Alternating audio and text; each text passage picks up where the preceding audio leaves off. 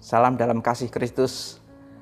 Selamat berjumpa kembali kita di Renungan 79. Dan hari ini kita akan belajar tentang satu tema, berdampak karena disertai Tuhan. Kita akan melihat sama-sama di dalam kitab Kejadian pasal 39 ayat 1 sampai dengan ke-6, nanti disambung dengan ayat yang ke-21 sampai ayat yang ke-23. Saya akan bacakan firman Tuhan ini, kitab Kejadian pasal 39 ayat 1 sampai 6. Adapun Yusuf telah dibawa ke Mesir, dan Potifar, seorang Mesir, pegawai istana Firaun, kepala pengawal raja, membeli dia dari tangan orang Ismail yang telah membawa dia ke situ. Tetapi Tuhan menyertai Yusuf, sehingga ia menjadi seorang yang selalu berhasil dalam pekerjaannya. Maka tinggallah ia di rumah tuannya, orang Mesir itu. Setelah dilihat oleh tuannya bahwa Yusuf disertai Tuhan, dan bahwa Tuhan membuat berhasil segala sesuatu yang dikerjakannya, maka Yusuf mendapat kasih tuannya, dan ia boleh melayani dia. Kepada Yusuf diberikannya kuasa atas rumahnya dan segala miliknya, diserahkannya pada kekuasaan Yusuf. Sejak ia memberikan kuasa dalam rumahnya dan atas segala miliknya kepada Yusuf, Tuhan memberkati rumah orang Mesir itu karena Yusuf, sehingga berkat Tuhan ada atas segala miliknya, baik yang di rumah maupun yang di ladang. Segala miliknya diserahkannya pada kekuasaan Yusuf, dan dengan bantuan Yusuf ia tidak usah lagi mengatur apapun selain dari makanannya sendiri. Kita sambung dengan ayat yang ke-21 sampai ayat yang ke-23 dari kitab Kejadian pasal 39. Tetapi Tuhan menyertai Yusuf dan melimpahkan kasih setianya kepadanya, dan membuat Yusuf kesayangan bagi kepala penjara itu. Sebab itu kepala penjara mempercayakan semua tahanan dalam penjara itu kepada Yusuf, dan segala pekerjaan yang harus dilakukan di situ dialah yang mengurusnya. Dan kepala penjara tidak mencampuri segala yang dipercayakannya kepada Yusuf, karena Tuhan menyertai dia, dan apa yang dikerjakannya dibuat Tuhan berhasil. Puji Tuhan, kita sama-sama sudah sering mendengar bahkan membaca kisah tentang Yusuf ini ya. Tapi satu hal yang bagi saya pribadi menjadi satu berkat adalah bagaimana Yusuf ini hidupnya itu sangat berdampak, menjadi berkat ya. Sama-sama kita ketahui Yusuf ini adalah anak kesayangan dari bapaknya Yakub. Tetapi karena saudara-saudaranya yang iri, akhirnya Yusuf ini dijual menjadi seorang budak dan dibeli oleh Potifar yang ada di Mesir. Kita bisa melihat di sini ya bahwa kehidupan Yusuf ini dari seorang yang begitu enak ya di rumahnya, sebagai seorang anak kesayangan bapaknya, berubah secara drastis menjadi seorang budak ya, dan tinggal jauh dari negerinya. Tetapi satu hal yang sangat istimewa adalah dalam keadaan yang terpuruk sekalipun, Yusuf ini tetap dapat hidupnya menunjukkan suatu kualitas yang luar biasa, yaitu dengan hidupnya itu dapat menjadi berkat, berdampak dimanapun ia berada.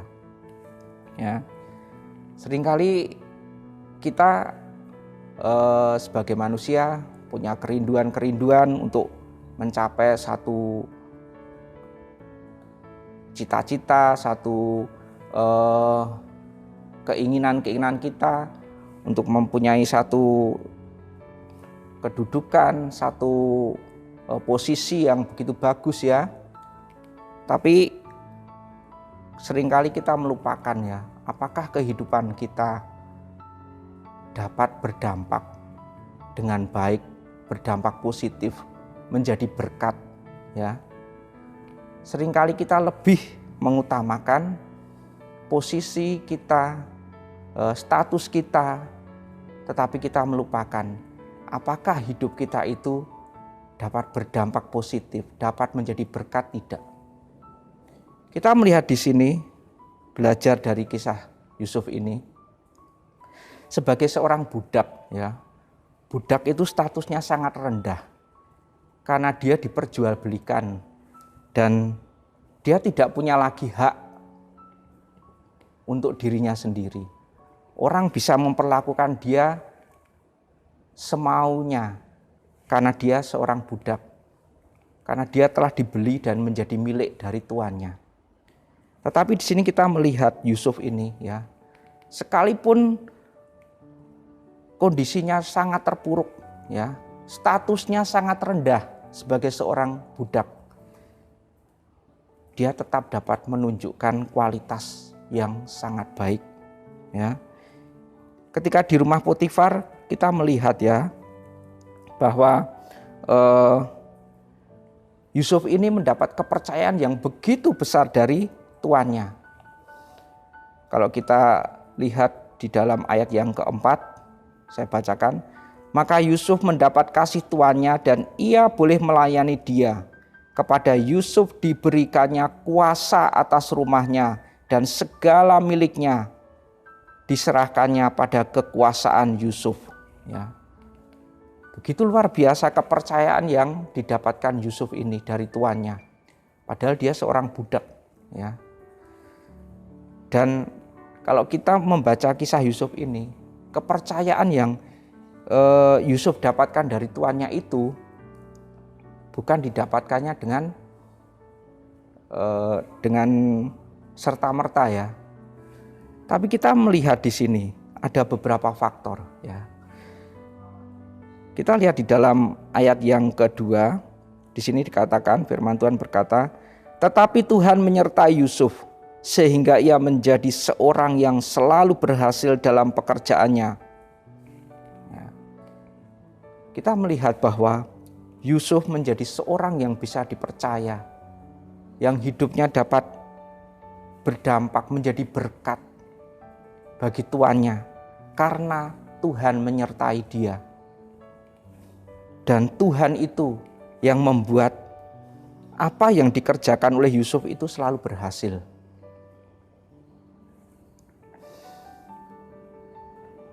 Dan kalau kita juga melihat di dalam ayat yang ke-21, ketika Yusuf ini ada di penjara, ya, sebagai seorang budak, dia statusnya sudah sangat rendah sekali.